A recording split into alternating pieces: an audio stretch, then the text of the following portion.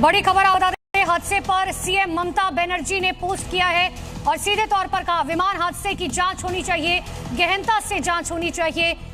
सुबह सवेरे यह हादसा होता है जिसमें महाराष्ट्र के डिप्टी सीएम अजीत पवार की जान चली गई, साथ ही 5 लोगों की जान चली गई।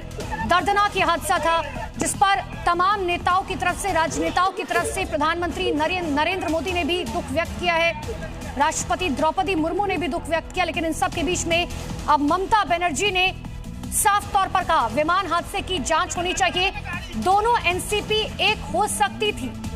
अब देखिए बयानबाजियां भी और राजनीति भी अब इस पूरे मामले पर सामने आ रही है। ममता बनर्जी ने बहुत बड़ी बात कही और उन्होंने सीधे पर कहा दोनों एनसीपी एक हो सकती थी।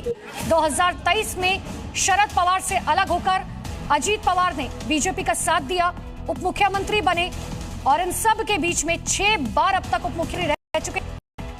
इन सब के बीच में ये ममता बनर्जी का पोस्ट जो पूरी तरीके से राजनीति से प्रेरित, और उन्होंने ये भी कहा सुप्रीम कोर्ट की निगरानी में ये जांच पड़ताल की जाए। हालांकि डीजीसीए की तरफ से साफ तौर पर कह दिया गया है कि जांच पड़ताल की जाएगी, जांच के आदेश दे दिए गए हैं। एटीसी की तरफ से भी क्लियर कहा गया है, सरकार की तरफ से भी मुख्यमंत्री देवेंद्र फडणवीस ने साफ की ये जो हादसा हुआ है इसकी गहनता से जांच की जाएगी। लेकिन इस हादसे पर अब सीएम ममता बनर्जी ने पोस्ट किया है जिसमें उन्होंने सीधे तौर पर यह बात कही कि इस हादसे की जांच सुप्रीम कोर्ट की निगरानी में होनी चाहिए। एक और बहुत बड़ी बात उनकी तरफ से कही गई कि दोनों एनसीपी एक हो सकती थी। हालांकि अब इस बात के क्या मायने निकाले जाए, नेताओं की सुरक्षा का भरोसा नहीं है, यह भी कहा सीएम ममता बनर्जी की तरफ से।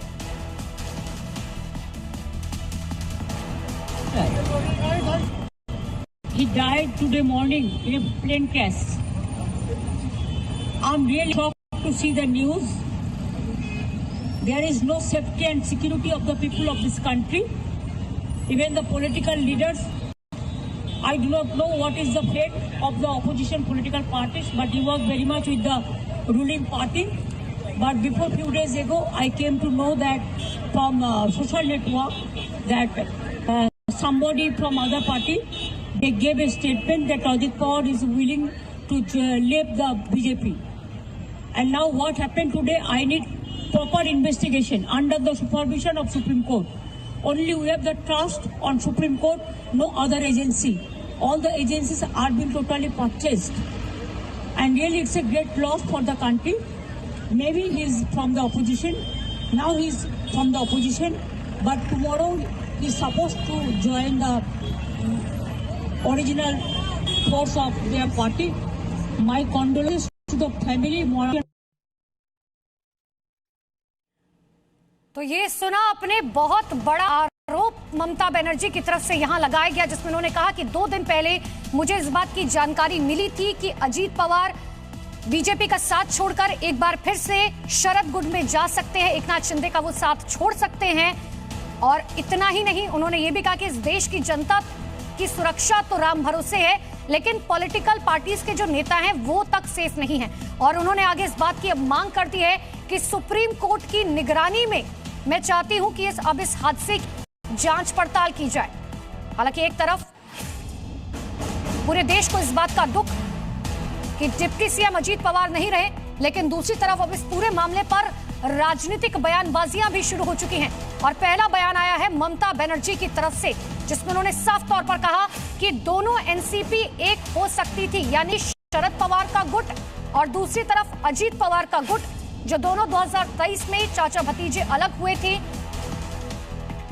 और अब वो एक बार फिर से साथ हो सकते थे। काफी लंबी लड़ाई चली, शरद पवार चाहते थे कि सुप्रिया सुले जो है वो पूरी तरीके से एनसीपी को आगे कमांड करे, लेकिन अजीत पवार ये चाहते थे कि उनके हाथ में सत्ता आए, जिसके बाद सब कुछ बिखरता चला गया और अजीत पवार अपने चाचा से अलग हो गए। लेकिन इन सब के बीच में यह बहुत बड़ा बयान ममता बनर्जी की तरफ से दिया गया जिसमें उन्होंने कहा कि 2 दिन पहले मुझे जानकारी मिली थी कि शरद गुट और अजीत पवार का गुट एक साथ आ सकते हैं और आज उनकी ये मौत बहुत बड़े सवाल खड़े करती है और इसीलिए मैं चाहती हूं कि सुप्रीम कोर्ट की निगरानी में ये जांच पड़ताल की जाए। अब तक 6 बार उप मुख्यमंत्री रह चुके थे महाराष्ट्र के अजीत पवार और यही वजह है कि एक बार फिर से इनका ये जो बयान है ममता बनर्जी का, ये कई सवाल खड़े करता है।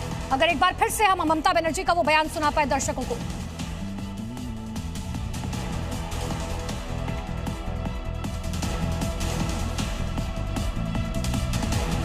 वरिष्ठ पत्रकार अकुश श्रीवास्तव जी मेरे साथ जुड़ चुके हैं। अकुश श्रीवास्तव जी, आप सुन पा रहे होंगे, आपने शायद ममता बनर्जी को सुना भी होगा। एक पत्रकार होने के नाते आप क्या समझते हैं, जो ममता बनर्जी ने सवाल उठाए, क्या वो इस समय कहीं से भी जायज ठहराए जा सकते हैं? मुझे लगता है कि ममता बनर्जी ऐसी वरिष्ठ नेता अगर इस तरीके के वाहियात बयान देती हैं तो इससे शर्मनाक कुछ और नहीं हो सकता है।